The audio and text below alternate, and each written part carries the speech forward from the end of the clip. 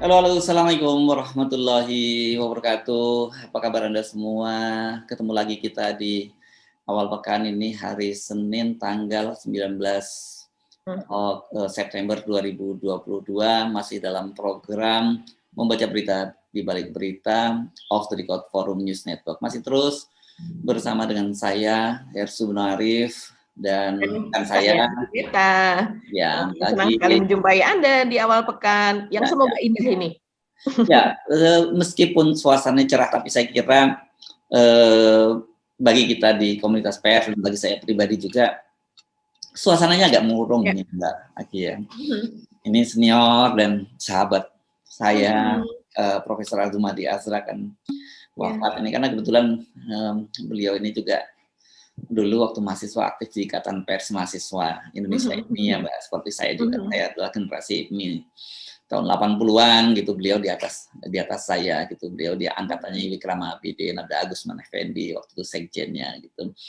Dan seperti saya juga sampaikan dalam beberapa waktu terakhir ini ketika beliau setelah jadi ketua Dewan Pers itu memang cukup intens gitu karena banyak beberapa agenda yang sedang kita garap soal pers ini. Jadi saya kira memang Indonesia kehilangan tokoh intelektual, ya, kemudian tokoh yang masih berani bicara, menyampaikan kebenaran gitu, dan juga seperti saya katakan tadi secara personal saya juga merasa sangat kehilangan. Jadi insya Allah nanti malam jenazahnya akan tiba di Indonesia dan dimakamkan di Taman Makam Pahlawan Kalibata pada besok hari Selasa ini. Dan ternyata beliau kena COVID ya, artinya COVID ini memang masih jadi ancaman yang serius, dan ini saya kira berarti dalam 3 bulan terakhir ya saya kehilangan orang-orang terdekat saya karena COVID ini, dan juga tentu saja karena ada faktor komorbid ya penyakit ini. Jadi tetap saja kita ingatkan untuk jaga kesehatan dan protokol kesehatan. Iya, betul Mas Hersu. Walaupun beliau itu baru 4 bulan menjadi ketua Dewan Pers ya Mas Hersu. Kalau tidak salah tanggal 18 Mei beliau diangkat ya. Dan wafat 18 September begitu. Tapi dasar-dasar beliau ingin meletakkan dasar-dasar untuk soal jurnalisme di Indonesia, kebebasan pers dan sebagainya, itu sangat kuat sekali begitu. Dan itu semuanya adalah banyak yang pemikiran baru begitu. Karena walaupun beliau itu lebih senior daripada yang lain, Profesor Azra ini tampaknya pikirannya maju. Jadi seperti untuk new media beliau memahami gitu. Iya, sangat memahami. Tampaknya beliau tidak hanya mengikuti untuk media online dan kemudian media cetak, beliau juga sangat memahami media visual, bagaimana itu saling terintegrasi dan kemudian bagaimana new media itu mempengaruhi dunia saat ini gitu. Ya, banyak di kalangan orang media sendiri bahkan yang usianya lebih muda dari beliau pun sangat old fashion gitu ya dalam memahami new media ini, yang trading new media shifting gitu ya.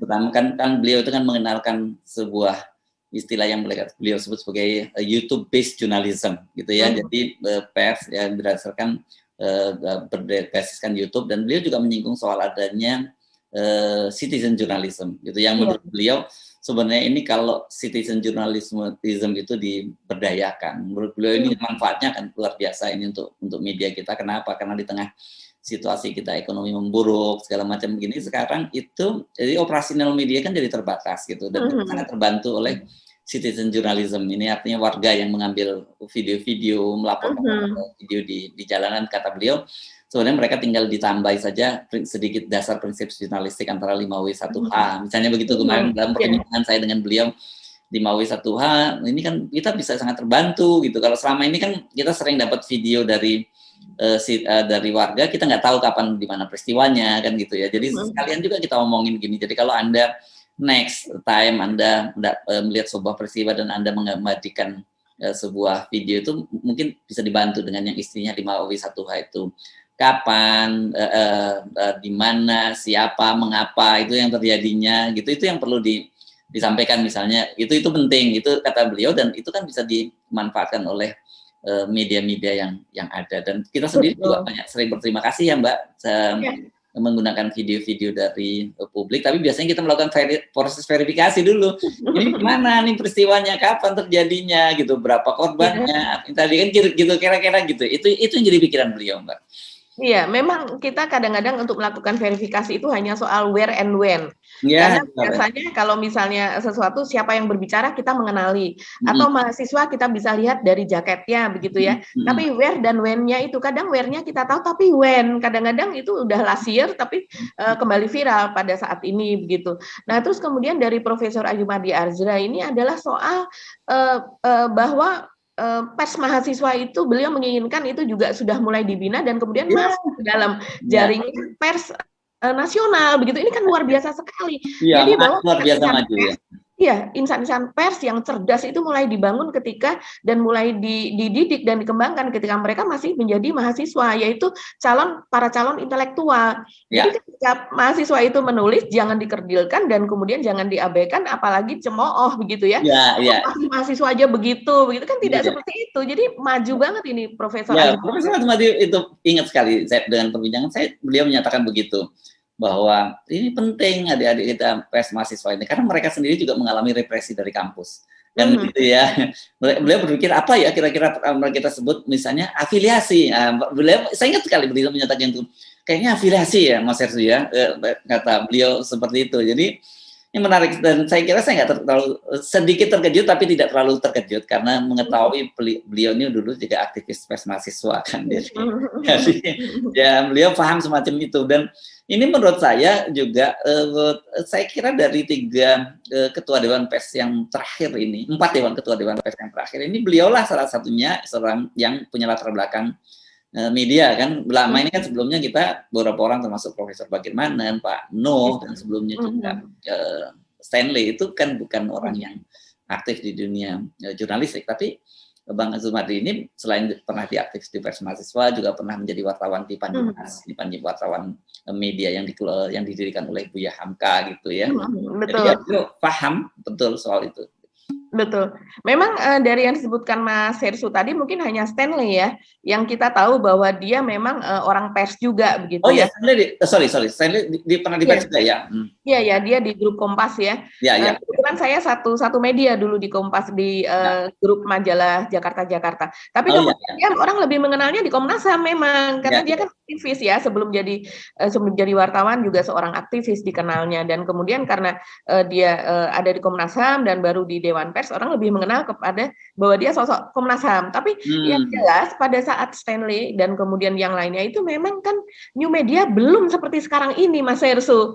Jadi dan kemudian sebetulnya sebelum Pak Adjumadi Azra ini new media atau YouTube itu sudah berkembang 10 tahun terakhir ini ya, tapi tidak terlalu ditangkap begitu kan oleh Dewan Pers gitu, tidak terlalu diwadahi. Nah, baru 4 bulan terakhir ini yang kemudian bagaimana integrasi itu akan diwacanakan itu akan secara menyeluruh dan kemudian diakui dan kemudian sebagai satu kesatuan.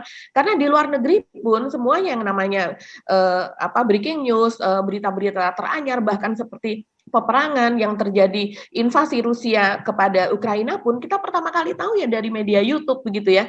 Walaupun itu ada online, ada media online ya dari media yang bersangkutan gitu. Nah, ini biasanya visual untuk orang-orang tertentu yang tidak memiliki habit untuk membaca, mereka lebih senang untuk membuka YouTube daripada untuk membuka online. Nah, masalahnya tuh di situ.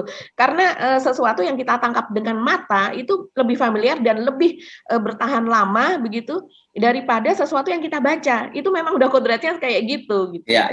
Dan mudah-mudahan saja ini sepeninggal beliau tetap saja Dewan Pers mulai berani melakukan langkah-langkah progresif ya soal ini. Karena bagaimanapun new media ini sudah eranya. Jadi saya bisa menyebutnya sebagai sunatullah. Kalau toh juga tetap dihalang-halangi dengan regulasi yang nggak mungkin lah dilawan karena itu seperti arus perubahan zaman. Karena media lembaga-lembaga pemerintah termasuk bahkan Presiden sendiri sekarang kan berkomunikasi dengan publiknya melalui channel YouTube-nya ya di Setpress YouTube kan begitu ya Mbak ya. Betul. Ya itu Mbak. Jadi oke. Ini saya kira kita mulai membahas topik-topik yang mulai serius Pak. Gitu ya Pak ya. Dan ini saya kira ada satu hal yang sangat menarik ini karena kemarin kita kan pernah dalam perbincangan kita ingatkan ya Mbak ya, sekarang ada persoalan-persoalan unjuk rasa yang di mana-mana dan itu penting tetap kita kawal gitu ya. Ada persoalan Bjorka yang ini juga saya kira juga menjadi fenomena menarik gitu karena ini seperti muncul kelompok perlawanan baru gitu. Tetapi kita selalu mengingatkan bahwa kita harus tetap menjaga isu dari kasus Ferdy Sambo ya. Kita mengingatkan jangan dianggap bahwa ini persoalannya hanya persoalan pidananya dan pidananya sudah beres gitu. Karena sebenarnya kasus dari Sambo itu bukan hanya persoalan pidana, tapi ada persoalan yang jauh lebih besar di luar pidana itu ya. Ini adanya semacam mafia di lembaga pemerintahan gitu, terus kemudian ada kecurangan politik, kecurangan dalam pemilu gitu, berkaitan dengan Satgas Merah Putih. Tetapi ternyata ini kita kalau melihat ini mudah-mudahan saja videonya bisa kita putar, tapi kalau enggak, tapi kita bisa narasikan lah ya pernyataan dari Pak Kamarudin Simanjuntak yang mengingatkan kita agar bersiap-siap ya bahwa kita akan kecewa dengan penanganan kasus Sambo ini. Jadi boro-boro kasus pidananya boro-boro kita mau bongkar kepentingan yang jauh lebih besar dari itu, kasus pidananya sendiri itu kemungkinan bisa mentah, itu bisa kecewa. Artinya apa? Kalau konstruksi hukum yang diajukan itu nanti ke hakim lemah itu bisa bebas gitu. Belum lagi. Jadi Pak, nggak salah kalau kemarin Pak mantan Panglima TNI Pak Gatot Nurmantio mengingatkan ini terjadi pertempuran loh itu antara polisi yang baik dan polisi yang bajingan begitu, beliau menyebutnya dengan bahasa yang saya kira mungkin beliau sudah juga susah mencari kata lain selain menyebutkan soal itu gitu. Ini banyak soal yang saya kira mesti kita kawal Mbak Agi. Iya betul. Mungkin rasa frustrasi itu timbul Mas Herssu karena sekarang sudah mau 3 bulan ya. Dari sejak peristiwa terjadi pada tanggal 8 Juli dan kemudian baru terungkap di publik melalui konferensi pers oleh pihak kepolisian pada tanggal 11 Juli, sekarang sudah tanggal lebih dari pertengahan ya, karena sekarang sudah tanggal 19 September. Nah, inilah yang membuat frustrasi karena memang berkasnya juga kemarin sempat sudah diberikan kepada kejaksaan, kemudian dikembalikan ke polisi. Kabarnya sekarang sudah diperbaiki dan dikembalikan lagi ke kejaksaan. Jadi sekarang berkas Sambo ini sudah ada di tangan kejaksaan. Tapi kita tahu yang di luar itu masih berputar-putar di itu-itu saja. Bahkan sesuatu yang sudah di SP3 kan yaitu soal laporan perkosaan atau pelecehan seksual oleh Putri Chandrawati itu kemudian dibuka kembali hanya dengan lokasi yang berbeda, yaitu ada di Magelang, dan kemudian itu juga diwacanakan akan diselidiki kembali. Nah, inilah yang membuat frustrasi Mas Herssu, karena sepertinya setelah rekayasa yang satu itu selesai, kemudian ada rekayasa yang berikutnya. Selain itu juga ada pihak-pihak yang entah ini digerakkan oleh siapa, ataukah ini memang murni, kita tidak tahu ya, yang kemudian melaporkan Kamarudin dan juga melaporkan yang lainnya yang kemudian dengan kasus Sambo ini begitu. Nah, itu kan seperti sebuah penjegalan gitu ya, seperti sebuah halangan gitu untuk mereka supaya mereka tidak maju. Saya heran kalau seandainya itu betul dari suara masyarakat, menghalangi keadilan itu untuk apa begitu.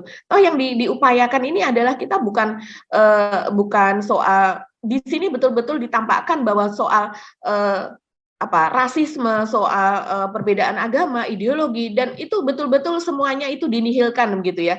Hanya persoalan keadilan itu yang kita usung. Nah, kemudian kalau seandainya ada orang yang ingin menghambat itu, artinya dia tidak menginginkan keadilan itu terjadi. Itu mungkin yang membuat frustrasi Mas Herssu.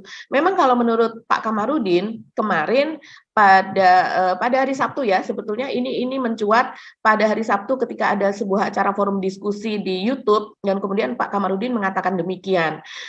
Sebelumnya saya pun heran, mungkin pernah mengatakan ke Mas Herssu ini sepertinya Pak Kamarudin nggak muncul-muncul ya, tapi sepertinya dia memang memberikan kesempatan kepada para pengacara muda yang ada di firmanya itu untuk muncul. Sepertinya dia seperti itu, ingin membagikan rasa bagaimana bertemu dengan media, baik itu media televisi, online dan sebagainya supaya mereka belajar. Kan itu memang biasanya yang seperti itu diberikan oleh para pengacara yang sudah senior kepada yang junior ya. Dan kemudian saya lihat memang berkembang para anak buah Pak Kamarudin, ada yang dibagi ke televisi ini, dibagi televisi sana, karena dalam sehari saja itu bisa dari pagi sampai malam ada wawancara begitu di lain-lain media. Dan kemudian ternyata kemarin Pak Kamarudin tiba-tiba muncul lagi. Setelah sebelumnya saya amati dia muncul ada di bukan di media tapi lebih ke acara oleh YouTuber. yaitu yang ada di YouTube gitu ya, antara lain ada di Uya Kuya dan juga ada yang lainnya.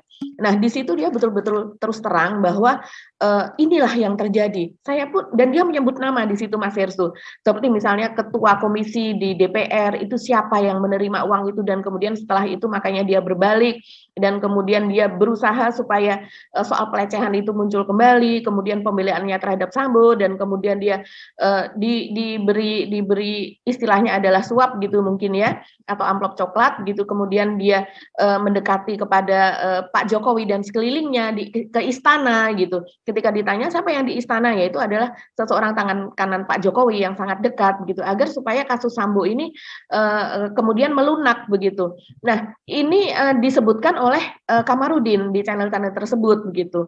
Dan kemudian saya lihat, wah sepertinya Pak Kamarudin seperti udah lelah, dan ternyata pada hari Sabtu kemarin dia mengatakan bahwa dia bertemu dengan Pak Samuel Huta Barat, yaitu orang tua dari Yosua, dan Pak Samuel katanya mengatakan bahwa saya sudah lelah, saya sudah capek, toh anak saya pun tidak akan kembali, begitu. Tapi dari pihak Pak Kamarudin menyatakan ketika dia bertemu dengan Ibu Rosti Simanjuntak, yaitu ibu dari Yosua, dan kemudian para saudara-saudara Yosua, tantenya dan sebagainya, itu masih menginginkan agar Pak Kamarudin itu mengawal kasus ini gitu.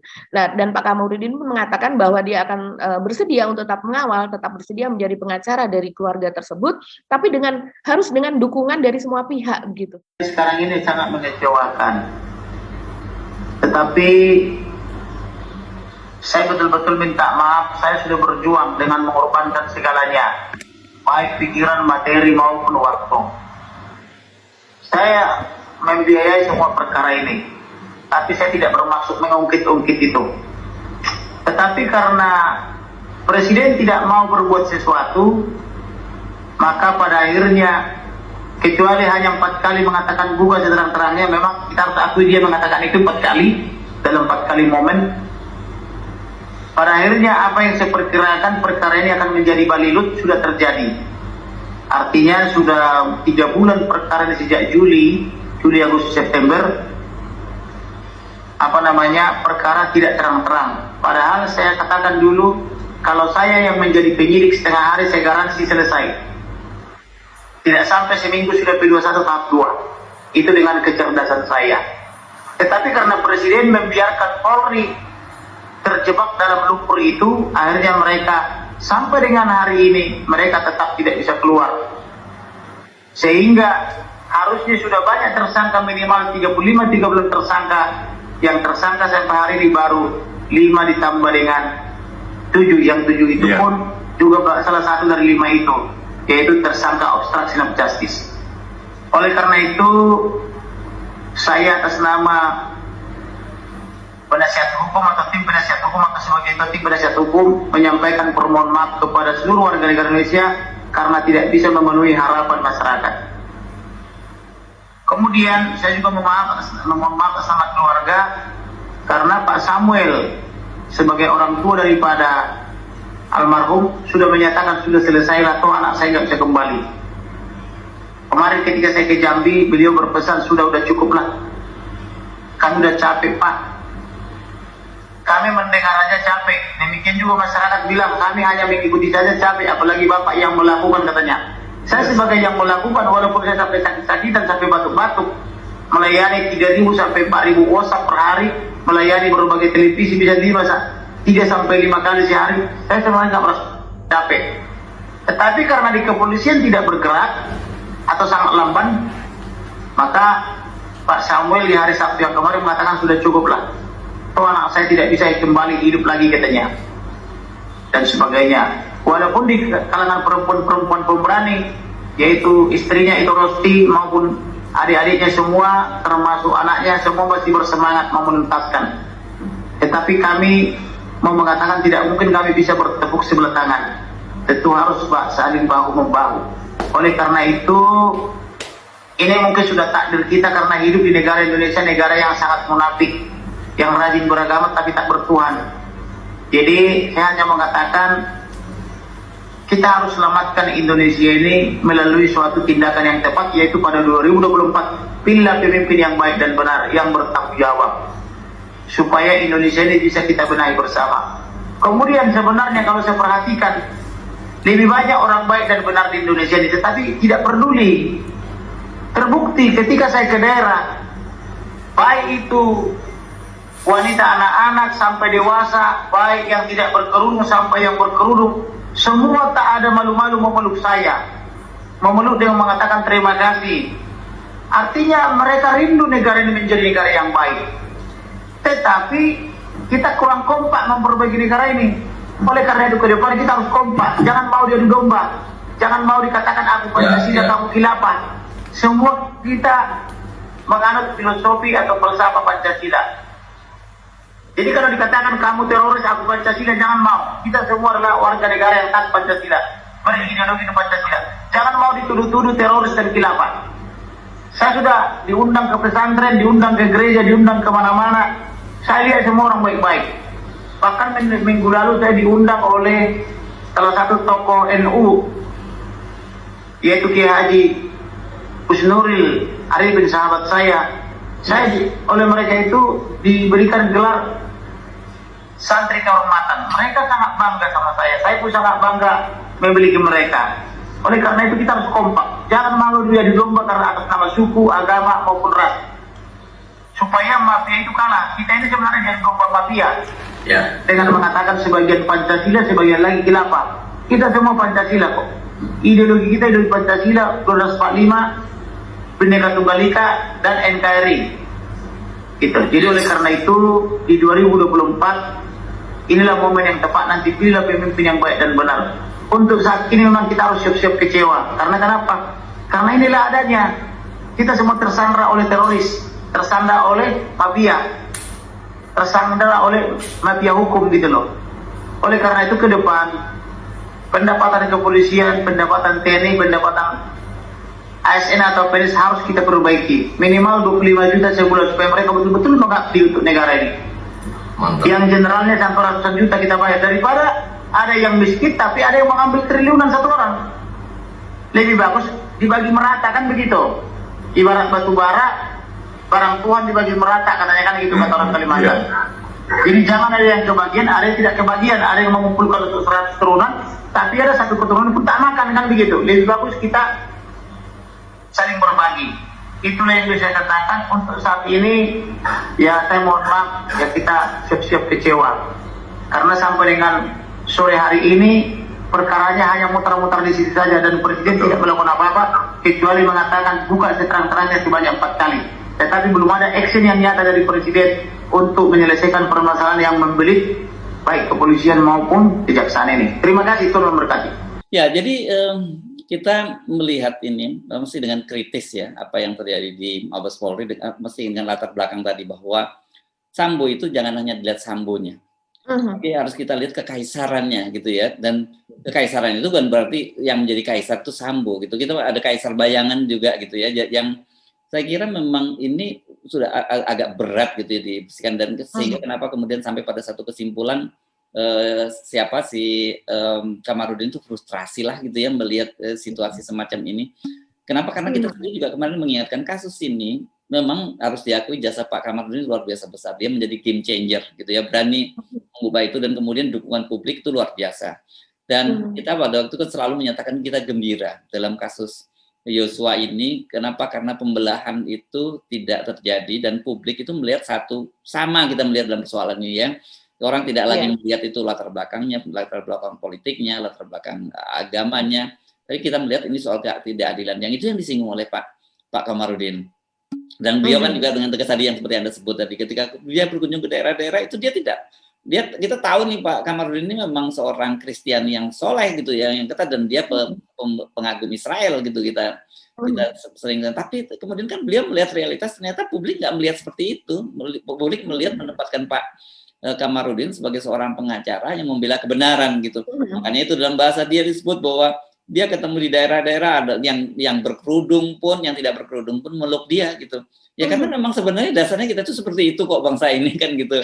Makanya kemudian beliau menyimpulkan jangan percaya diadu domba dengan ada khilafah, Pancasila dan sebagainya. Dia nggak percaya lagi soal itu. Jadi karena kita senang juga ya semacam ini, karena memang isu khilafah, isu radikalisme itu kan memang digunakan ini untuk komoditi politik gitu, komoditi untuk memecah belah gitu, dan ini menyudutkan menyudutkan umat Islam, dan kemudian umat yang non Muslim merasa wah ini kita dapat musuh bersama namanya khalifah, mereka bersatu dengan kelompok-kelompok Muslim yang abangan dan sebagainya.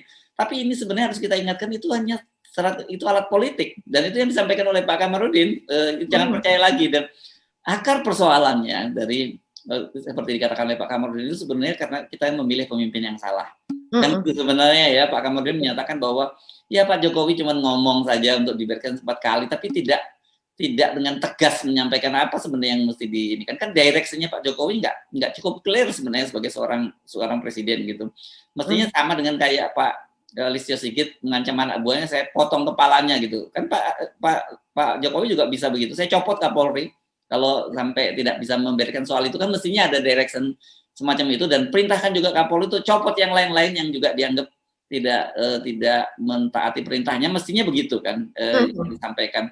Nah, makanya kemudian Pak Kamarudin pesan jangan sampai tahun 2024 nanti 2024 kita salah memilih pemimpin lagi. Itu saya jujur merasa ikut prihatin ya menyimak video dari Pak Kamarudin, dan sebenarnya kita juga merasakan hal yang sama gitu. Tetapi saya mengingatkan kita jangan sampai frustrasi dalam menghadapi situasi semacam ini, karena kalau kita semua frustrasi menghadapi itu tadi, itu bahaya ya, karena kan gitu, bukan kan kezaliman itu merajalela gitu karena orang-orang baik itu diam. Itu kan yang terjadi selama ini kan begitu, kita semuanya diam, kita sendiri malah sibuk ribut di antara kita sendiri, dan kita tidak sadar bahwa kita diadu domba gitu antara yang Muslim dengan non-Muslim, antara yang pendukung Pak Jokowi dengan tidak pendukung Pak Jokowi, kita diadu domba semacam itu. Dan dengan cara begitu mereka memetik keuntungan karena lemah, civil society lemah. Tapi dalam kasus Yosua ini sebenarnya untuk pertama kalinya kita dapat momentum gitu loh Mbak ya. Sama dengan halnya ketika di luar itu dalam politik adalah demo BBM. BBM ini kan juga momentum karena menyatukan semua orang, karena tidak hanya kalangan pendukung oposisi, tapi pendukung Pak Jokowi juga menderita, keluarga polisi menderita, keluarga tentara menderita karena kenaikan harga BBM. Sama juga dengan kasus Yosua, bahwa semua kita rasa keadilan kita terusik ketika ada orang seperti Yosua diperlakukan semacam itu. Itu kan yang sebenarnya kemarin kita punya harapan gitu, dan kelihatannya karena tekanan-tekanan publik itu kemudian polisi juga berbenah. Tapi ketika tekanan itu mulai mengendor, ketika fokus perhatian publik mulai teralihkan, makanya waktu itu kan ada yang mengingatkan, jangan hanya fokus ke soal BBM, jangan hanya teralihkan oleh Bjorka gitu. Banyak juga yang menyebut Bjorka itu pengalian isu, meskipun Bjorka sendiri sudah membantah bahwa dia bukan dari pengalian isu. Tapi memang fokus orang terhadap Sambo ini menjadi mulai sedikit mengendor gitu ya. Nah, ketika fokus orang terhadap Sambo mulai mengendor, ya main lagi lah timnya itu kan gitu, fight back lah geng ini gitu. Iya betul sekali itu Mas Herssu. Jadi sepertinya tim ini kan juga menunggu momentum ya. Jadi kalau seandainya saat ini ada kenaikan BBM, itu adalah momentum kita untuk menyatukan dan sebagainya, tapi tim dari tim mafia di kepolisian dari Verdi Sambo ini juga menunggu momentum di mana ketika isu itu mulai agak teralihkan, kemudian pengawasan terhadap Sambo kendor, mereka bermain lagi begitu. Bahkan hal-hal, jadi apa ya, kita melihatnya sebagai sesuatu yang sudah tidak malu lagi begitu ya. Pengamat juga mengatakan demikian, aktivis mengatakan demikian, bahwa seperti salah satunya adalah dari keluarga Brigadir Yosua itu kembali mempertanyakan sekitar 2-3 hari yang lalu mempertanyakan kembali soal status anak dari Ibu Putri Sambo, karena itu yang dianggap sebagai alasan terus-menerus, sebagai alasan untuk menghalangi dari Ibu Putri Sambo ini untuk dicokok, untuk ditangkap gitu, ditahan oleh kepolisian gitu. Padahal itu betul-betul sesuatu itu sesuatu yang mencerminkan atau memperlihatkan cara yang tidak adil sama sekali dari pihak polisi dalam memperlakukan warganya. Jadi kalau seandainya mau membunuh, ini netizen yang mengatakan demikian, jangan membunuh kalau kalian bukan istri jenderal gitu, sampai dia mengatakan demikian. Tapi kalau seandainya kalian istri jenderal, kalian bebas untuk merencanakan pembunuhan, bebas untuk membunuh dan sebagainya, karena kalian tidak akan ditahan gitu. Ini saya membaca itu kan miris sekali ya Mas Herssu, sampai kemudian orang akhirnya frustrasi dan mengeluarkan kata-kata seperti itu begitu. Padahal itu ya karena kalau kita melihat sih memang ada kebenarannya juga. Kebenarannya adalah soal bahwa tidak terjadi keadilan, dan kemudian sepertinya masih ada mungkin ada transaksi, kalau saya sih melihatnya begitu.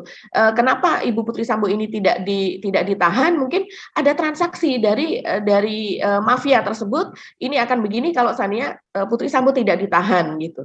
Kemungkinan telah terjadi itu begitu. Karena kalau tidak, dengan guyuran dengan guyuran hujatan, bulian dan sebagainya di media sosial terutama ya, kenapa polisi masih tetap bertahan untuk tidak menahan Putri Sambo begitu. Padahal segala hal itu tidak ada yang menghalangi, soal anaknya, soal anaknya sudah biasa ditinggal oleh Putri Sambo, ditinggal 1 minggu ke Magelang pun tidak ada masalah. Bahkan ketika ibunya itu kembali ke Jakarta, bukannya dia menemui anaknya, tidak ada sama sekali direkonstruksi, kemudian dia pergi ke rumahnya mengasuh anaknya lebih dulu. Dan biasanya seorang ibu kalau seandainya pergi 1 minggu meninggalkan anaknya, itu dia tidak bisa lepas, Mas Ersu, lengket itu berhari-hari sama anaknya pun akan bersikap demikian kepada ibunya. Tapi yang terjadi adalah mereka langsung merencanakan pembunuhan dan kemudian melaksanakan pembunuhan pada hari itu juga. Bahkan sang bapak pun juga melakukan rapat-rapat untuk melakukan semacam konsolidasi dan kemudian menyebar fitnah dan sebagainya begitu ya. Nah, itu rasanya tidak terjadi pada keluarga pada umumnya begitu kan, pada anak yang keluarga yang masih memiliki anak kecil dan sebagainya, karena anak kecil itu akan membawa rasa kemanusiaan di dalam diri orang tuanya. Tidak mungkin kalau saya melihat orang yang memiliki anak kecil terus kemudian mencintai anak-anaknya kemudian membunuh anak orang lain gitu seperti binatang. Karena kita pasti akan, kalau orang yang berpikir, orang beriman itu akan berpikir nanti anak saya pun akan diperlakukan demikian. Kita aja memberi makan dan minum kepada binatang, kepada kucing, kepada anjing yang kehausan, kelaparan di luar sana, itu dengan harapan walaupun kita hanya memberikan sedikit kepada binatang, tapi harapan kita selalu seringkali ke anak, ke suami, ke istri, supaya keluarga saya tidak akan pernah kelaparan, tidak akan pernah kehausan kalau seandainya saya memberikan makhluk lain itu yang mereka butuhkan begitu. Nah, ini tidak diperlihatkan oleh keluarga itu sama sekali begitu. Nah, ini adalah contoh keluarga yang sangat dahsyat ya kejahatannya, tapi begitu dilindungi oleh polisi sehingga orang melihat itu gemes ya Mas Ersu, gemes, dan kemudian ternyata hanya seperti itu penegakan hukum di negeri ini gitu. Apalagi di mata Pak Kamarudin yang melaksanakan. Benar seperti kata Pak Samuel bahwa saya saja yang melihat dari rumah itu sudah capek. Apalagi Pak Kamarudin yang melakukannya gitu, warawiri kemana-mana dan kemudian harus selalu berbicara. Kata Pak Kamarudin, dia sehari bisa menerima 2.000, 3.000 sampai 4.000 WhatsApp yang masuk ke dalam akun WhatsApp-nya. Kemudian dia bisa memenuhi 5 kali undangan untuk wawancara baik televisi maupun tidak begitu. Tapi dia tidak merasa capek walaupun dia sampai jatuh sakit. Tapi dia tidak merasa capek melakukan itu, tapi dia merasa capek ketika kasus ini jalan di tempat, kasus ini tidak pergi kemana-mana, bahkan yang lama pun muncul kembali begitu. Sesuatu yang sudah sudah diaktifkan malah diaktifkan kembali, yang dulu diperjuangkan sepertinya berhasil, ternyata itu hanya semu begitu. Ternyata itu terjadi kembali begitu, yaitu bahwa Brigadir Yosua itu menjadi tertuduh kembali. Jadi seseorang mayat jenazah yang tidak bisa membela dirinya ternyata masih tetap dituduh melakukan ini itu. Nah, itu mungkin kalau yang saya lihat. Ya, semoga kita berharap di pengadilan ini segera ya, pengadilannya segera dibuka, segera terjadi, kemudian Putri Sambo itu segera juga ditahan sebagaimana seharusnya terjadi begitu, dan kemudian menurut Pak Kamarudin harusnya ada ratusan orang tersangka dalam hal ini gitu yang diproses, tapi ternyata sampai sekarang itu masih ada sekitar berapa orang saja gitu. Oke, saya kira gini ya, situasinya sekarang kita mesti mengingatkan pada publik, boro-boro kita berharap bahwa akan ada penegakan hukum itu terhadap geng Sambo ini ya, bukan hanya Sambonya ya, karena banyak sekali orang yang terlibat di situ, tetapi apalagi kemudian kita berharap terjadi perubahan di kepolisian yang signifikan gitu, ada perbaikan di kepolisian. Kelihatannya ini kita lewat momentum ini ya, momentum Sambo untuk melakukan pembersihan di tubuh kepolisian ini bakal lewat nih kalau lihat tanda-tandanya, Mbak. Iya, kita melihat kemudian ya, sepertinya Tuhan itu sepertinya memperlihatkan, Mas Hersu. Dalam sebelumnya kalau seandainya ada kejadian di kepolisian memang ada di berita tapi kemudian terlupakan begitu saja begitu. Tapi sekarang dengan adanya hal ini betapa seseorang yang tidak hanya di pangkat bawah tapi juga di pangkat di atas gitu ya, sudah jenderal bisa melakukan sesuatu yang sangat kejam, itu kemudian polisi kan menjadi sorotan sehingga segala hal yang terjadi pada kurun waktu 2,5 bulan belakangan ini kemudian apapun yang dilakukan polisi itu kan kemudian kita notice gitu ya, kita aware gitu, kita perhatikan. Nah, ternyata berbagai macam kejadian itu membukakan bagaimana bobroknya di dalam kepolisian ini. Walaupun mungkin ada orang yang mengatakan oknum, itu hanya sebagian dan sebagainya, tapi itu dahsyat sekali. Seperti misalnya penembakan polisi kepada polisi di Lampung itu terjadi dan tewas.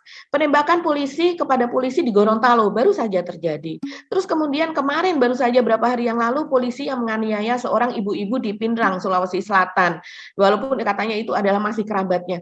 Kok bisa laki-laki dengan yang tubuh tegap dan kemudian dengan pangkat gitu ya, dia adalah seorang anggota kepolisian kemudian menganiaya ibu-ibu yang terlihat sudah lebih tua dan sebagainya dengan dahsyat seperti itu.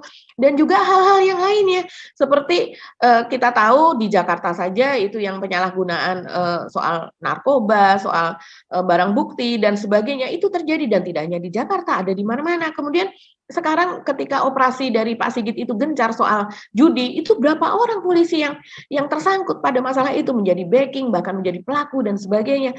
Jadi ini momentum ini sebetulnya yang kita inginkan gitu kan Mas Hersu dari kasus Brigadir J atau Yosua ini. Tapi itulah kalau seandainya kita tidak kawal terus ya itu nanti akan seperti ya angat-angat tai ayam gitu ya, ketika itu masih panas. Jadi kalau enggak ya enggak gitu. Saya berharap meskipun kita melihat realitas itu jangan pernah frustrasi, jangan pernah melelah ya untuk menegakkan kebenaran gitu ya. Memang untuk menegakkan kebenaran itu risikonya berat gitu, lebih baik bersekutu dengan setan gitu kan lebih enak ya gitu. Dan atau yang kita selalu sebut udahlah yang waras ngalah, saya nggak ikut-ikut.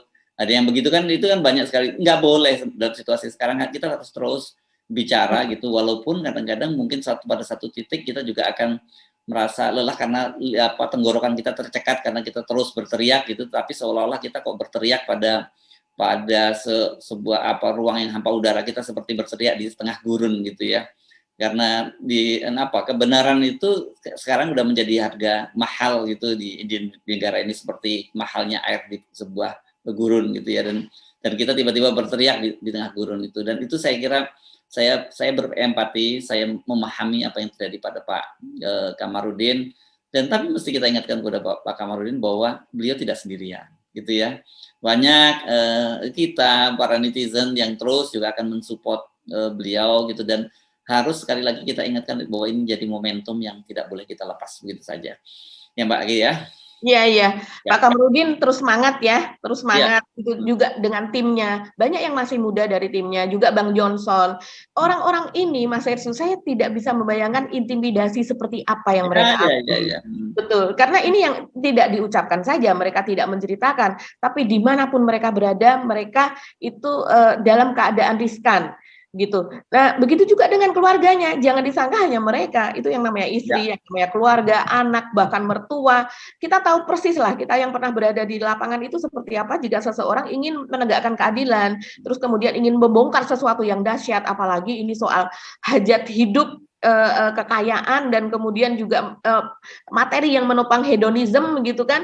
Ini artinya mengusik hidup orang lain yang begitu banyak begitu. Yes, oke. Kita tinggal katai, bukan berarti tetap kita tidak jagain dan kita kawal ya Mbak ya, karena seperti saya sebut ini namanya zona integritas yang harus kita jagain. Kita pindah ke topik yang lain Mbak Agi. Apa yang Anda usulkan tadi? Anda menyebut Biorka atau yang lain, atau soal BBM, atau yang mana yang Oh iya, yang Biorka ini Mas Hersu, jadi rupanya ada peretasan sudah ya terjadi di Pertamina begitu ya. Walaupun bukan Biorka yang melakukan ya, bukan ya. Ya, yang melakukan ini adalah kelompok hacker bernama Desorden begitu. Nah, memang bukan Bjorka, tapi ini ya peretas-peretas hampir samalah dengan Bjorka begitu. Dan kemudian juga dia mengeluarkan hasilnya ini, memaparkan hasilnya ini, dan saya tidak tahu apakah dijual atau tidak juga di situs Bits2 ya. Dan situs itu adalah mereka kumpulan dari para hacker begitu, di mana mereka kalau berhasil meretas biasanya hasil retasannya itu ditawarkan di situs tersebut. Itu memang semacam forum internasional yang diikuti oleh para hacker di seluruh dunia begitu ya. Jadi memang Bridge sendiri juga artinya adalah mungkin pembobolan atau peretasan seperti itu gitu.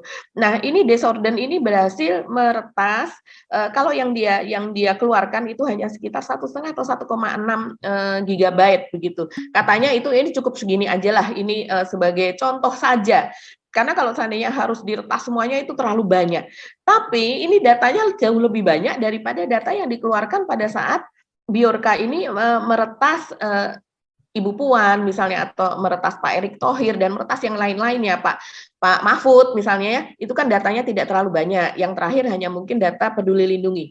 Nah, kalau yang data dari pegawai Pertamina ini adalah yang diretas bukan database dari My Pertamina, bukan gitu. Kalau Bjorka kan mereka akan menyasar itu katanya kan. Nah, kalau ini dari Desorden ini dia menyasar dari pegawai Pertamina itu sendiri, Mas Hersu. Jadi dia mengatakan seperti ini, kami bertanggung jawab atas peretasan dan pembobolan data PT Sigma Cipta Utama, satu-satunya anak perusahaan yang bertanggung jawab atas manajemen data di El Nusa Group. Anak perusahaan Pertamina Indonesia, perusahaan negara milik pemerintah, begitu. Jadi ini yang dia jebol, gitu, yang dia ambil adalah mencakup nomor ID pegawai, nama, bahkan inisial pegawai, tempat tinggal, tanggal lahir, pendidikan, jurusan, status pernikahan, agama, bahkan yang lebih detail lagi itu adalah jenis kelamin, alamat, waduh ini bahaya, golongan darah, hobi, prestasi, dan informasi soal pribadi lainnya yang lebih detail lagi. Nah, ini Mas Hersu, data-data seperti ini sebaiknya pemerintah kita jangan mengabaikan ya, jangan mengecilkan bahwa itu data bisa diambil di mana-mana. Ini kalau sudah data soal bahkan nama ibu kandung misalnya, terus kemudian alamat, terus dia memiliki rekening di mana. Seperti kita tahu kalau kita dihubungi oleh bank, selalu bank itu menanyakan nama ibu kandungnya siapa. Itu salah satu data yang dianggap hanya orang yang bersangkutan yang mengetahui. Tetangga, saudara, belum tentu paham nama ibu kandung yang asli itu siapa begitu. Nah, ini kalau nama gadisnya gitu biasanya nama gadisnya, bukan nama sesudah menikah, biasanya pakai di belakangnya ada nama dari suami ya, bukan nama gadisnya. Ini biasanya yang bersangkutan saja yang paham gitu kan.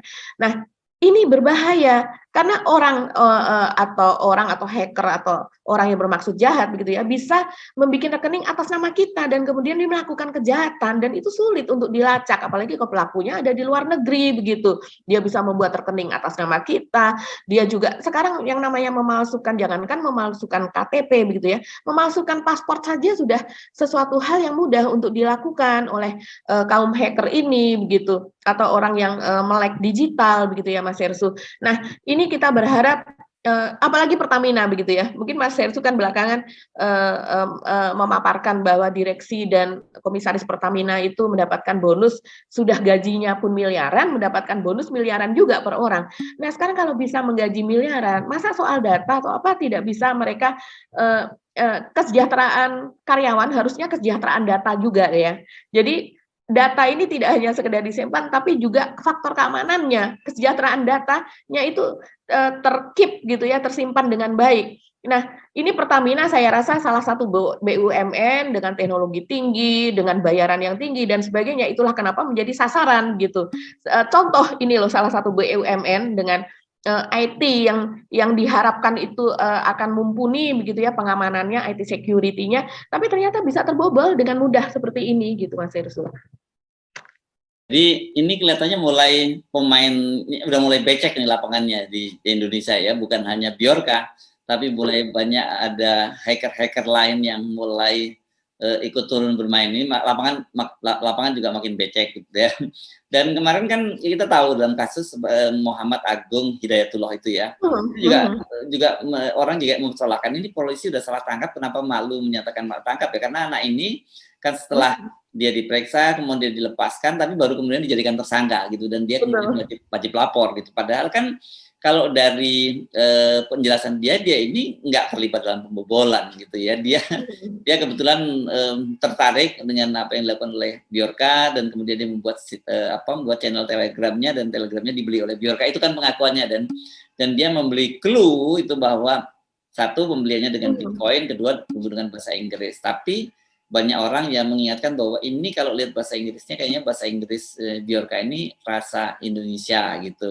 Jadi ada kemungkinan bukan seperti pengakuan dia tinggal di Warsawa, tapi sebenarnya dia orang Indonesia. Tapi persoalan siapa orang Indonesia ini? Karena ada kecurigaan juga, apakah ini bagian dari pemerintahan atau dari komunitas intelijen sendiri gitu. Kalau bagian dari komunitas intelijen sendiri, apa tujuannya kan gitu? Apakah cuma sekedar pengalian isu Sambo seperti yang sempat disebutkan dan sudah dibantah oleh Bjorka, atau ada tujuan-tujuan yang lain? Jadi ini menurut saya justru menjadi sangat menarik ini, Mbak. Iya betul Mas Hersu, dari Muhammad Agung Hidayatullah ini kan kemudian kalau kita melihat anaknya itu terlihat lugu-lugu lucu gitu ya. Dia ketawa-ketawa gitu tanpa rasa bersalah gitu ya. Dan kemudian dia menceritakan bahwa handphone dia, yaitu mereknya adalah Redmi Note ya, Redmi Note 10 Pro begitu bukan ya. Xiaomi ya, kemarin saya sebutnya Xiaomi, Redmi ya, sama lah ini pokoknya low end ini ya, handphone low end Cina ya. Iya, handphone dari Cina yang memang fasilitasnya justru lebih banyak daripada handphone yang misalnya kayak Samsung dan sebagainya dengan harga yang sama begitu ya. Dan kemudian ini si MAH ini, Agung ini kemudian menceritakan bahwa ternyata ini lucu juga sih Mas Hersu, saya bacanya ya, bahwa dia didekati oleh si pembeli ini dari sebelumnya gitu kan, bahkan dia sempat datang ke rumahnya kemudian meminta supaya agar dijual saja ke dia, tapi dia masih sayang karena dia sudah get used to it gitu, sudah terbiasa begitu ya dengan handphonenya dia ini, jadi dia sayang, walaupun kalau saya cek harganya sekitar 3,1 ke atas, 3,1, 3,5 begitu, di bawah 5 juta sebetulnya, tapi ditawar 5 juta. Ini termasuk murah atau mahal ini handphone di bawah 5 juta itu? Ini kalau buat anak yang seumuran itu termasuk mahal lah Mas Hersu. Mahal ya. Iya, apalagi dia dengan katanya digaji 700.000 per bulan oleh si pemilik. Sebagai pedagang es nih, bukan pedagang es itu. Bakso ya dia, bukan ya. Beda kalau tukang bakso tuh. Kalau tukang bakso bawa HT kata netizen gitu ya. Kalau dia ini pedagang es. Dan kemudian harga segitu tadi yang 3, dibeli 5 juta dia tidak perbolehkan gitu. Tapi kemudian akhirnya dia dipaksa dan kemudian dia jual.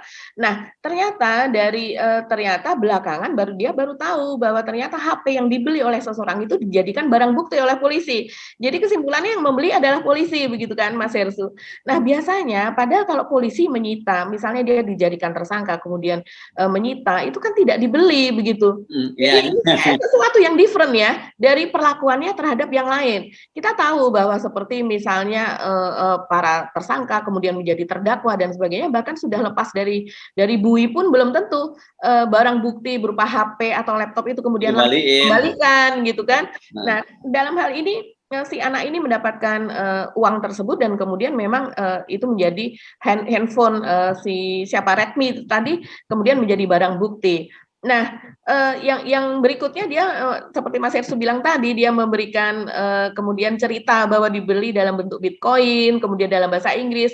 Nah, bahasa Inggris ini mungkin bisa menandakan kalau beberapa pengamat yang saya amati mengatakan yang pertama adalah bisa jadi dia memang dari Warsawa, dari Poland begitu, dan kemudian kalau di Eropa Timur memang dia bahasa ibunya memang bukan dalam bahasa Inggris. Jadi dan ini adalah bahasa Google kalau yang kita lihat. Jadi si MAH ini pun menggunakan bahasa Google. Dia mengatakan bahwa dia menulis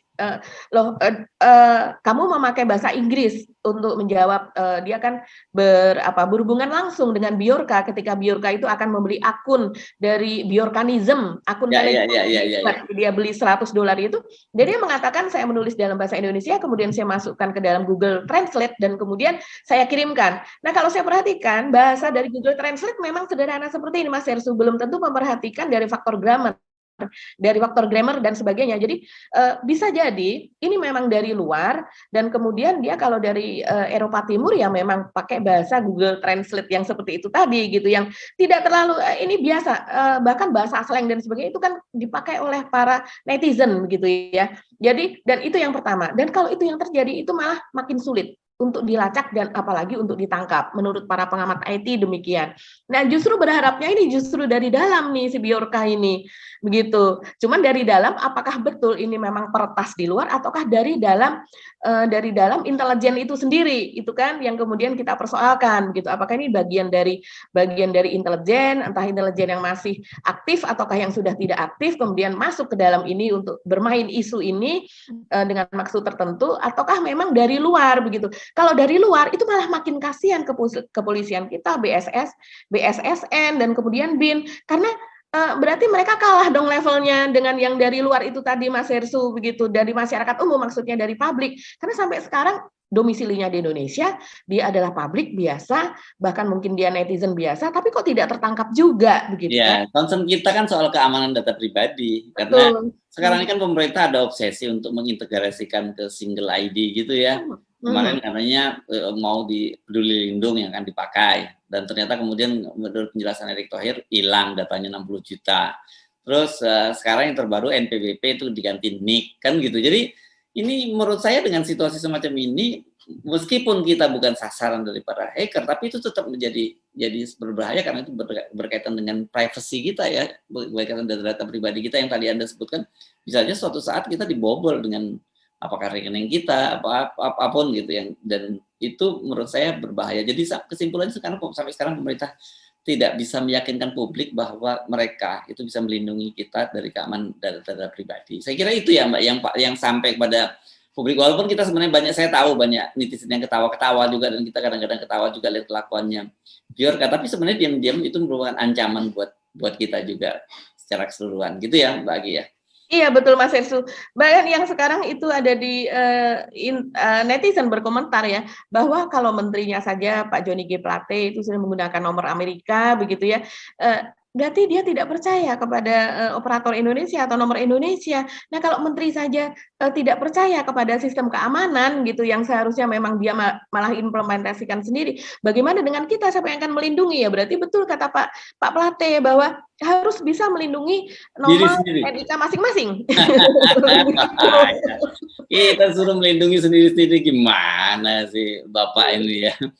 Oke, Mbak Agi, saya kira kita sampai pada akhir perbincangan ya Mbak Agi ya, dan tetap saja seperti kita ingatkan, banyak sekali persoalan-persoalan yang yang berkelindan yang membelit bangsa kita ini, dan ini menjadi tanggung jawab bersama kita untuk ikut menyelesaikannya. Jangan bicara, jangan diam gitu ya. Karena tadi kejahatan akan terus merajalela ketika orang baik-baik hanya diam. Apalagi kalau Anda setengah baik, gitu, setengah baik dan diam, lebih buruk lagi kan gitu ya. Gitu. Ya Mbak Agi ya. Iya betul Mas Hersu, dan satu pesan lagi buat teman-teman OTR, jangan menyebarkan apa yang dikatakan oleh buzzer gitu ya. Karena sekarang ini buzzer agak tiarap nih, gara-gara kemarin Eko pun tadi begitu kan, yang terus kemudian dia salah langkah dan kemudian dia harus meminta maaf dan sebagainya. Saya perhatikan, kemudian saya jadi melihat gitu, memang dia seberapa agresif sih untuk melakukan atau mengunggah postingan-postingan. Ternyata dalam sehari bisa 5-6 kali cuitan. Tapi ketika ini terjadi, bahkan ada hari-hari itu yang sepi Mas Hersu, tanpa ada cuitan. Kalau Senin pun ada paling hanya 1 dan kemudian itu permintaan maaf. Begitu juga dengan teman-temannya yang lainnya, itu sepertinya menahan diri sekali gitu. Tapi kemudian muncul buzzer yang lain yang selama ini memang di-using ya, entah oleh siapa begitu ya. Aslinya dia itu menjadi tangan kanan atau tangan kiri dari sebuah komunitas atau apa, tapi dia mulai kemudian menggantikan peran dari geng buzzer aktif tadi begitu. Nah ini harus kita waspadai, apalagi kalau mengadu domba, kemudian juga menyasar jurnalis gitu ya. Kita tidak perlu sebutkan namanya, tapi kita harus waspadai bahwa ini adalah sebuah perencanaan atau sebuah kong kali kong untuk memang melanjutkan pecah belah itu tadi, pembelahan di antara kita. Nah, kita tidak perlu sebarkan, kita waspadai dan kemudian kita lihat saja begitu ya. Kita tetap stick on Sambo ini tadi, dan kemudian juga kepada kasus-kasus yang lain, kenaikan BBM dan sebagainya. Oke Mbak Agi, kita masih pamit mundur ya, kita akhiri perbincangan kita di awal pekan ini. Topiknya juga cukup hot dan gloomy gitu ya rasanya. Dan tapi tetap sekali lagi tetap semangat, jangan hanya diam ketika melihat kebatilan. Dan saya Hersu Arif Dan saya Agi Beta, terima kasih atas perhatian Anda. Tetap semangat, salam 0%. Wassalamualaikum warahmatullahi wabarakatuh. 0%. Waalaikumsalam warahmatullahi wabarakatuh.